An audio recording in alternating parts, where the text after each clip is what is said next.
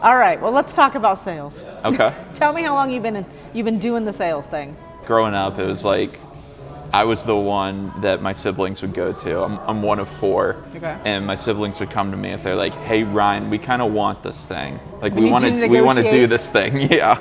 You're the negotiator. Like we kind of feel like we want ice cream. I'm like, all right. And so I was the one who was willing to go up and say like, "Hey, it's kind of hot outside. We've been really well behaved today, haven't we? You said that earlier, right? Yeah, can we get some ice cream? Like go to Dairy Queen or something? So that was kind of my role. Use their words against them. Yeah, that was kind of my role. So I was always kind of pushing in a direction and just testing the waters and stuff like that. I didn't really think I would go into sales. I didn't really study sales, but I don't know if there is study in sales. Yeah, You do kind of fall into it. You kind of fall into it. Yeah, and Which I think is I really feel like people do not respect the sales skills the way they should. yeah, and it's strange because a lot of the skills that you'd call sales skills are just like human relational skills. Right. Like I see a lot of people with titles like relationship managers. And I'm like, you are a salesperson in your own right, Like because you are the person who's making connections and you're finding the ways to message things to certain groups of people. Like Yeah. you're trying to balance all these different people who have a perspective of their own and who have these different needs and priorities and finding the way to bridge that gap. And that's a lot of what sales is. If you are doing the right kind of sales and you're in the right spot for you. Right. It's bridging the gaps. It should be somewhat natural. It's more just when you get there. It's a matter of getting there and then having the opportunity to bridge that gap in a lot of senses. Exactly. That's kind of how I think of it. So what has been some of the harder skills for you when it comes to things you need to be able to do in the sales space? Like harder to pick up or? Yeah. Yeah, I mean. And it might even be where you've been positioned in the wrong place. Yeah. I think the hardest part is finding a place and finding the position where you feel like you are able to motivate yourself beyond just what the goal is. Like you need to be able to align yourself with the goal, right? Like you need to be able to say, hey, I'm trying to find my way to sell this thing to these people. And it needs to make sense, right? Like you need to see like, all right, there's a place. You have to believe in it, right? Yeah, like there has to be a value that you are extending in doing so, right? So it gets tricky when you don't understand the value of what you're trying to sell. Mm-hmm. If you don't understand the value of what you're trying to sell, you're just going to be throwing things at the wall.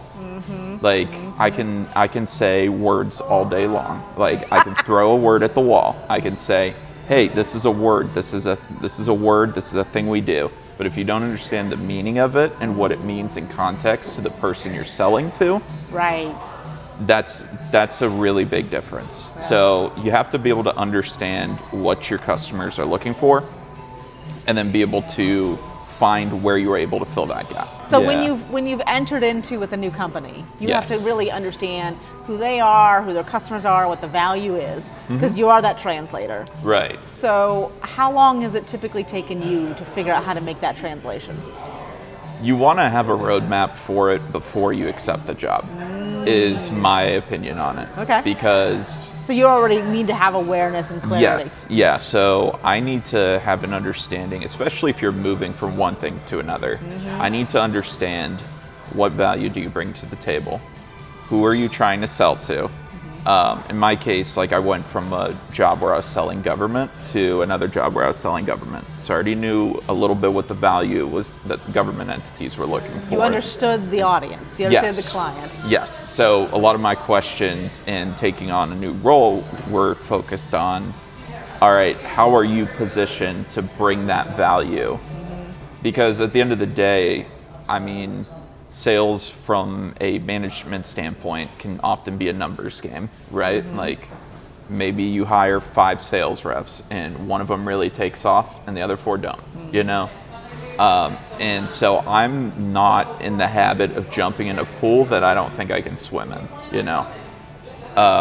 That's just where I'm coming from. Do you feel like you're usually the one that swims, or have you been in the spot of the one who didn't quite make it? Like, wasn't quite You good? have to kind of learn to swim. Oh yeah. So early on, you jump into the pool and you don't really know how to swim, and that's fine. But just the next time you jump in a pool, you need to know how to learn swim. from that. Yeah, you have to learn, and that's really the essence of what I think it takes to succeed, or I wouldn't even say like succeed necessarily, but just improve in sales, is to be able to take those lessons, take the failures, and don't try to shut it out or not think about it or put it in the past.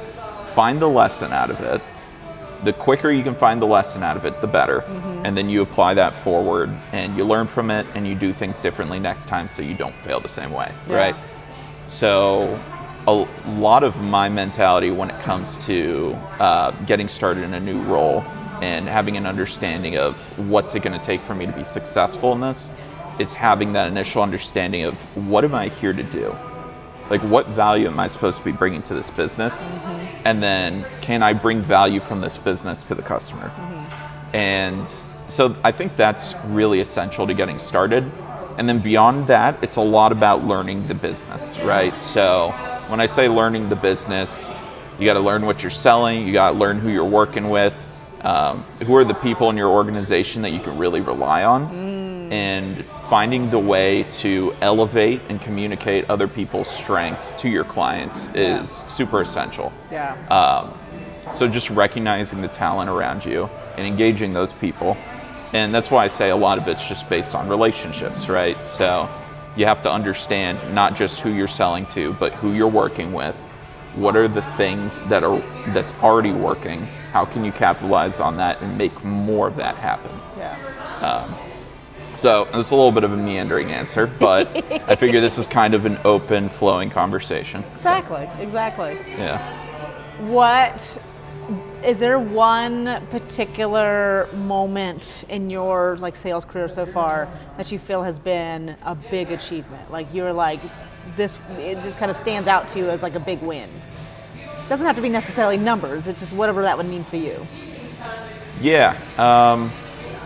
That's a tricky question. I think it can be tricky to pull out of a hat sometimes. Yeah, and I think a lot of the essence of it is that you kind of need to have that feeling with some kind of regularity if you're going to stick with it. And a lot of it's how you contextualize a win, right? So like even a loss, it's not a loss if you are learning something valuable, right?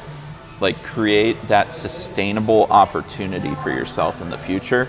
I don't really view that as a loss. I view that as a learning experience, an opportunity to better understand. So like if we're talking about big successes, I mean, there are things I've gotten to do in my career. I'm not going to be too specific just because the clientele I work with, but there are things I've had the opportunity to do and be a part of that have been really exciting. Like I'm 24 years old and there are just some places I've been that I didn't think I would be in at this point in my life. It's just really cool to me because this is an area I'm very passionate about, like the government space.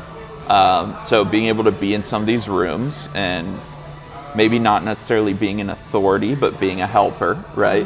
Helping bridge the authority figures with the people in the positions to make decisions.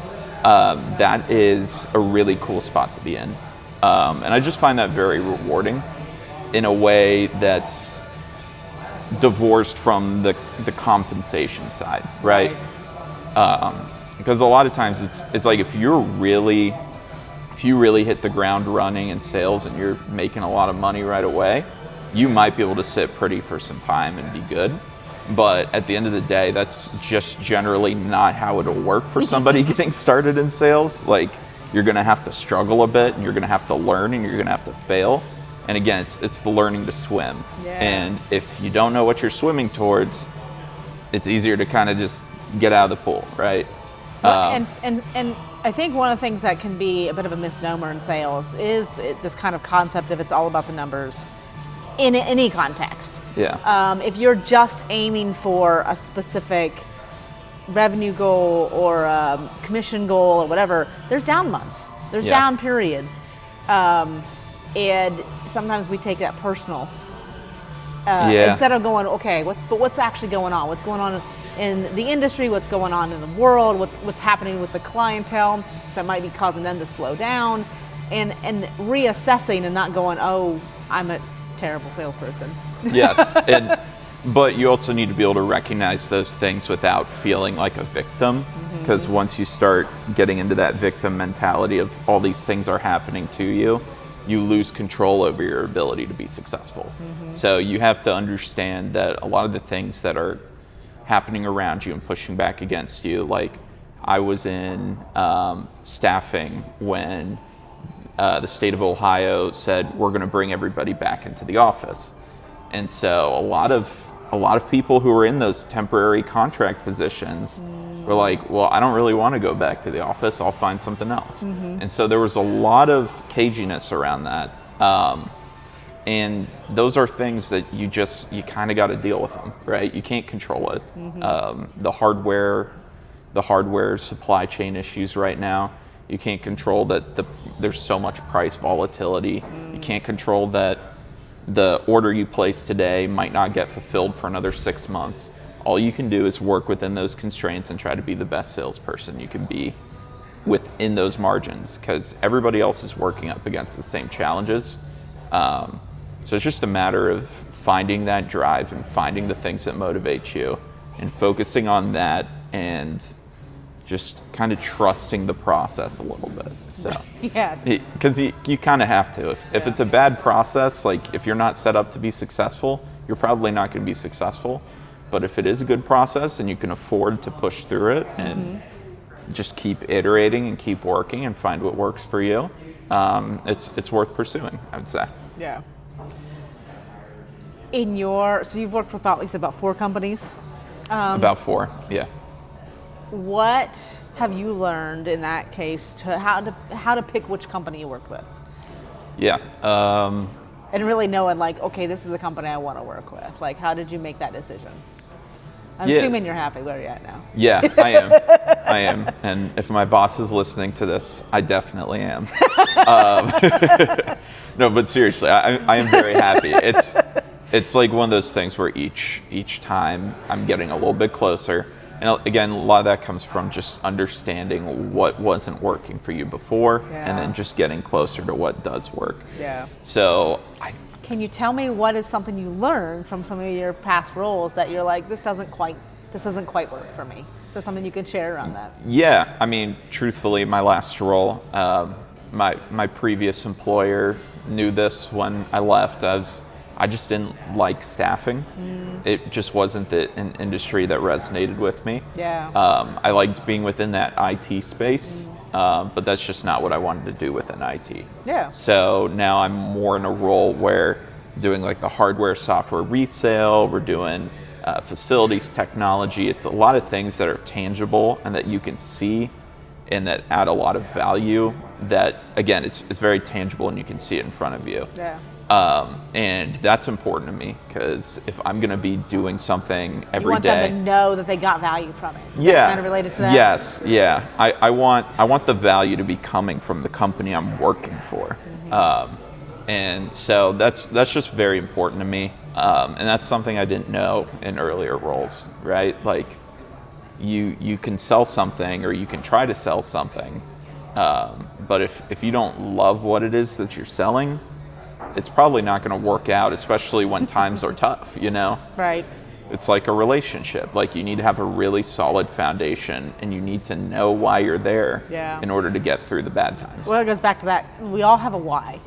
Yes. Why are we doing the thing? And it can't just be a number. I mean, a financial number, I mean, we all have a job because we have bills to pay. Right. And hopefully the job we have pays those bills and we still have money to do other things. But it really, at the bottom of it, there really has to be more to it. Yeah, and it's just, this is what you're going to spend your life doing, right? And if you don't want to do sales, don't do sales. Like, honestly, I don't blame you. Like, I didn't know I wanted to do it until I got to the point where I was doing it, and I was like, oh, there are things I really enjoy about this. Like, I like the thrill of the chase. I like the wins. I like to learn from the losses. But there are people where it's like, if you can't take being rejected, like, I mean, especially early on, like 99% of the time you're facing rejection. If that's not a fit for you, I can totally understand that, because it's just not very pleasant if you view it that way. Yeah. So you have to view it as it is. It's a numbers game in a lot of senses. And for me personally, it's like, I work with government customers. I'm passionate about government. I studied it in college, and so I was like operations management and public policy analysis. So I kind of found a position where I'm using the business skills and I'm using those public policy skills to kind of bridge gaps. Nice. And find where that value proposition is and bring that value, and that's really cool to me. And then the technology side of it's nice, because in middle school, I thought I wanted to go into technology. And I was fortunate enough to be at a school where a lot of technology classes were offered. And so I took all of them. Like, I took every technology class available to me. And I learned I don't really want to do this part of it all day long. Like, I couldn't see myself sitting behind the computer and doing that. And so that kind of came up later in life, where I'm like, I have a bit of an aptitude for those types of things. I can grasp it, and I can talk about it. And so it just kind of fell in naturally to what I'm doing now. And so I've carved out a little niche for myself. Like, I've found a spot in a market that's a job market that's really not ideal for people my age right now. And I've got a little niche, and I'm very appreciative of the fact that I found a niche that ties into things I'm passionate about. Yeah. But it's not an accident. Like, things come from intention. Like, you need to be very intentional about what you're looking for. And that's, if you let your heart guide you, you can find the way there. That's the way I think about it, at least. Of course, there are much more material concerns that come into how you're going to get there, but For sure. Let your heart, your compass, and your brain do the navigating is kind of what I say. So, I love that. yeah. So you may have already answered this question, but let's package it a little more specifically. Okay. If someone is early in their sales career, they seem to have kind of the bug, but they're like, I haven't quite found my spot yet. What kind of advice might you give them? Think about what you like. Like, when you go home at the end of the week and you're out of the office, how are you feeling? First off, do you feel like finally it's the weekend? And you can feel that like once or twice and a few weeks in a row, because that's just the nature of things. But at the end of the week, like, what did you enjoy about what you were doing? If there's nothing and that's a consistent thing, I'd say maybe it's not right, maybe it's not right for you. And that's not a judgment of anybody. Like, there's just different things that resonate with different people. Right. If you're going home hating your life, like, do something, change your path. It's easier said than done, but like, you got to start somewhere and take the first step somewhere. So I don't know, like, I would stick with it and ask yourself, why am I here? It comes back to that why question. Right. Why am I here? If you don't have a why outside of money, when things get tough, you're probably going to be having a bad time. That's just my experience. But again, I'm young. I've got a decent amount of experience within the space now. I've felt the highs and lows. I've been places where I felt like I'm in the right place at the right time. I've been places where I'm like, this is not the right place for me right now. Yeah. So you got to try things. Be willing to talk to people. Like, if you're really not enjoying where you're at right now, and you get a message on LinkedIn that says like, hey, we're looking to hire for this position, Explore the options. Entertain a conversation. Yeah. It never hurts to know what's out there, you know? And that's how I ended up in my current role. Nice. And so I just would say, like, keep your ear to the ground, understand what you enjoy and what you don't enjoy, and then use that as your selection criteria when you're looking for your next opportunity, whether that's in sales or otherwise. Right? Yeah, absolutely. Yeah. One thing that I think about in sales too is there's sort of this, and I'm sure you've heard this term, the hunter versus the farmer. Yeah. And I learned, that was something that I learned about myself, is in the spaces where where it was expected to be more of a hunter, that's less my space. Okay. I prefer the more farming type of sales space, where I recognize that the people I'm reaching out to, they don't already know what they need. They don't recognize my solution as it's not an immediate option. Those spaces work really well for hunters, because you just need to get in there, you need to express the value, you need to show what makes it different from the marketplace, and someone can make a quick decision, yes, no. Yeah. But my brain's just not as quick, and I also don't expect other people's brains to work quite as quick. I like the slow sale. I like the people who are like, let me show you, let me prove that you can trust me and my solution. Let me explain what it is. Let me show you what's going on here. That kind of educational side, which really it requires a long sales cycle. But I enjoy that process. But that was something that took me a while to learn, because most sales are that, like, you need to get in there and express the value fast. Yeah, and honestly, if you're getting started in sales, you're going to be in a lot of hunter positions, because the farmer positions tend to get reserved for the people who've been there a while. There's very much a seniority advantage when it comes to that type of thing. And and I will say too, though, sometimes they might not look like sales roles. Somebody who knows the industry, I see this in banking a lot. Though you have someone who's been in the banking space, maybe worked as a teller or something, and then they'll put them in a business development or business banking role, where it's like, go out and build relationships. That's really like people, and that's a quick. I mean, you think people know banking, but it's a commodity space, so the differentiator there is the relationship. Yeah. So not to disagree with you, I just want to point that out. It's an interesting. No, I mean, it's a good point, and I think it's funny you mentioned that, because I guess it was my second sales internship I ended up taking because I was looking for a business internship, and it's called a technical business development intern. I didn't know what business development was, and then it's kind signed up to do it. It's kind of unclear, Yeah, it's like, once you know what it is, you know what it is forever. Right. And you know if it's something you're willing to do or not. Yeah. And I personally fall in the category where I've just been in that hunting chair enough times at this point that it's not hard for me to do. It's not hard for me to push. I know how far to go, when to stop. Nice. I can do the soft touches and stuff like that. And a lot about hunting is that you're just trying different things and seeing what works, because different things will work for different people. Right. But also having the understanding of, like, these are people whose job it is to do something other than listening to salespeople. So you kind of have to understand that, like, it's better to get a cadence established with somebody to build out that relationship and build out that business over time, versus necessarily just blind firing things at the wall. So, and in my experience, it's like, if I have a meeting with somebody and I'm like, this went pretty well, there might be opportunity down the line, I tend to ask, what's a good cadence for follow-ups, right? Even if there's already, like, an idea of what the solution's going to be, I want to ask, like, what are you comfortable with for follow-ups in terms of a cadence? I love that you asked that question. Well, it's important, because you want to be able to get the responses after that. Yeah. Well, and in a way, you're asking permission. Like, I'm assuming that you are truly interested.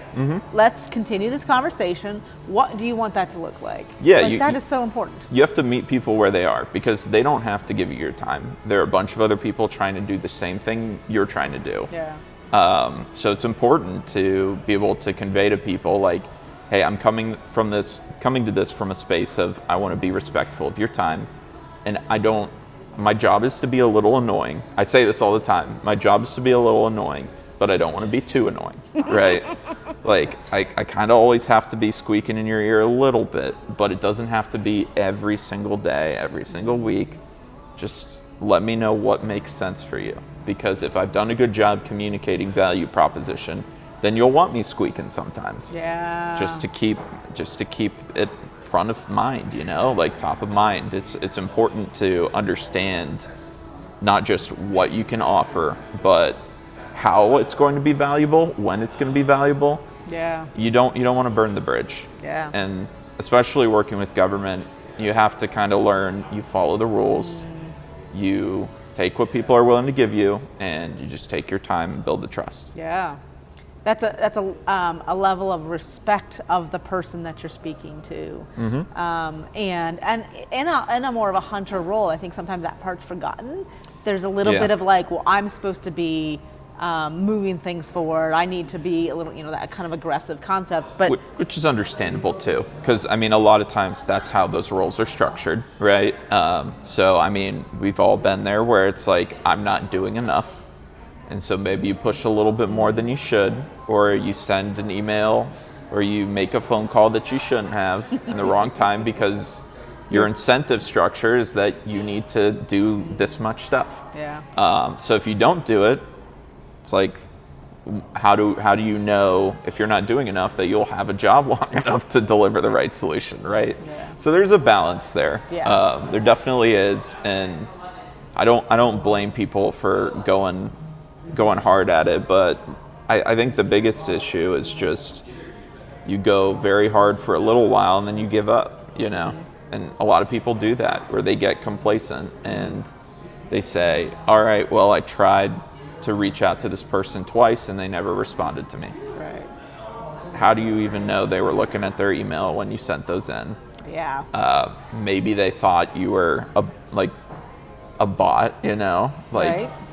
A lot of people are AI generating emails now. Like, I don't personally AI generate an entire email, but it's helpful to say, context, reword this part, but there are people who will just generate a whole email. Right. So it's understandable that people aren't going to respond to you all the time. It's never been easier for people to send out messages in mass. Yeah. So you have to assume that people are going to be receiving messages in mass. And that's where it's helpful to make a distinction between yourself and the other people who are reaching out. So you just got to understand what that is for you. Yeah. So great transition, because I have one more question for you. Okay. And you already started to tap on it, is how do you set yourself apart in a world where everyone is the ability to reach people now has never been easier, but that's the problem. Now it's just noise. Yeah. So what are you doing to stand out? Well, we're all very disconnected. We're all connected with each other in some very loose, kind of arbitrary ways. I think the biggest way to really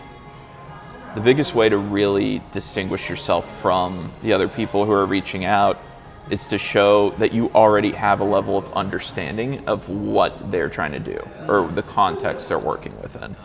So a lot of that comes from, if you don't know, if you're reaching out to somebody at a company that you know nothing about, how are you going to cater that message? Yeah. How are you going to deliver anything of value? Because a lot of times there are a bunch of people who are knocking on that same door with a very similar sounding message. You need to do the best you can to understand what's important to somebody. Because when you talk about something that's important to somebody, they're more likely to reciprocate, And for me personally, I just go in with a high level of conviction, right? I put my best foot forward. I try to bring everything falls into an ethical framework for me. And it's important because you establish that personal brand. And really, I think the answer to the question is just personal brand. Who do you want to be in that space, and what are you doing to convey that you're that person? Mm-hmm. For me, it's I know I care about people. I genuinely want to make things easier for people. Again, I'm very passionate about the government space, so I genuinely want to bring the best solution I can to the table. So just find the ways to communicate that. A lot of it's just in the things you might do passively or the things you don't do at all. That's just how I approach it, is that personal brand. I will say though, it's good to talk about sales and to think about sales, but the best thing you can do for yourself in a sales career is to do things. So do the thing. Yes. Yep. So if you're on the clock, it's at a certain point you just got to make the call. You just got to send the message. Yeah. I'm very much like, at my core, I'm kind of a perfectionist. So I've had to really learn how to just say, okay, you know what? I don't need to spend an hour rereading this email and fine-tuning this. Wait, I don't like the grammar in this one part of the sentence very much. At a certain point, you just send the email. Yeah.